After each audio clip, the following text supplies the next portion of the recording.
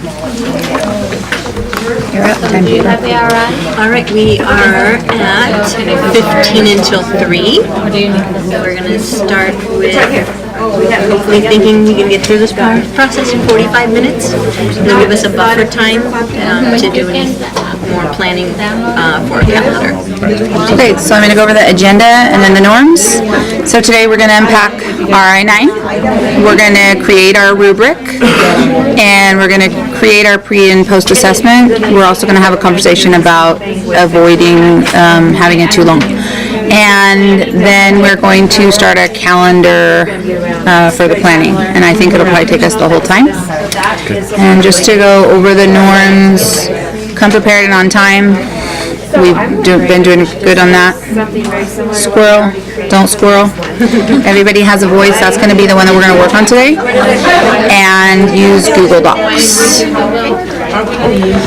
All right. So, does everybody want to pull the standard up on their iPad? Because I'm not seeing anything that really comes out of the that supports that particular, because it's not the prioritized standard. We would be seeing something quite a bit different. How does the text features clarify, provide examples, add to, and or organize the information from the text that just came out of that? But that's something that they're going to really need to speak knowledgeably about this topic. That's something that. Well, and that seems like it fits. Right. I'm sorry. That seems like it fits right with the AVID strategy when they were talking about organizational signals and visuals and everything. So we can tie that back in, and that's a common ground. And then how do the text features support your comprehension of the text? And again, that is something that's crucial. So all those things. Yeah, this is speaking to the fact that they need to be knowledgeable about the topic. Do you want to write review over there? We're also going to be moving into RL9 compare, contrast, themes, settings, and plots. And that's, And we're also going to be moving into writing on topic of authority for 3rd grade. And that's a lot of what we worked on when we were talking about the 2 different books. Yeah, and I think we'll look at how we can incorporate and overlap the units and incorporate this. But I don't, as far as understanding this and unpacking the standard, do you guys feel like we have a good idea of what the kids need to do? I think one of the biggest things that I'm seeing from this is identifying the language used in compare and contrast. Like I think that's going to be biggest bang for your buck, like you're saying. Once a student can see that in writing, in text, but that's also that's another standard in 4th grade. That's 4th grade RI. Yeah. So are we ready to move on to the rubric or not? We spent about 15 minutes unpacking. Are we fine with the verbiage? I think so. Okay, I think we're good to go. Because one of the points that I wanted to bring up about the rubric from last time, we need to be really careful. Because what we found when we were grading was that we wanted to really focus on certain aspects of the rubric, and then some of the things became, as we kind of dropped off text features and we were really focusing on main idea and supporting details, and then we had some things in the squares for the rubric that we were kind of like, we're kind of ignoring this part. So I think we should make it really focused, really specific to what we want. Yeah. We don't want to have, these other things that we talked about that we're going to be reviewing, that we're going to be extending, we're not putting it on there. Because then it's too muddy when we grade. We need to be specific, but yet we do have 4th graders that we need to consider too. So are we going to feel fine to assess the 4th graders on what we create for 3rd graders? We want 2 rubrics? Or do we want 2 rubrics? Because we are not, so for 4th grade it's going to be written, comparing and contrasting.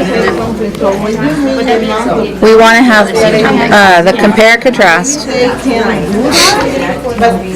There also is going to be something about, we're not going to put main idea and supporting details on there? Okay, so are we only having 1 bullet? What do we need to include in that? So what the third graders would be able to use the graphic organizer. Yep. The third graders, if you want to put it there, third graders would use the graphic organizer correctly to show comparison and contrast. Of two texts on the same topic. Yep. Use graphic organizer correctly. This is gonna be very basic if we only have one basic. Okay, and then the second bullet for the third graders is evidence of comparing and contrasting or something like that. So like they're using the graphic organizer and it's It might be use graphic organizer correctly to compare and contrast two texts On the same topic. there we go. So how would a 5, A 5 for the third graders, they would write about it. Yeah, they could take that graphic organizer and put it into a sentence. beautiful, beautiful. So let's go back to the fourth grade. Starting in fourth grade, level 4, they have a written comparison and a contrasting I statement. think this is your 4.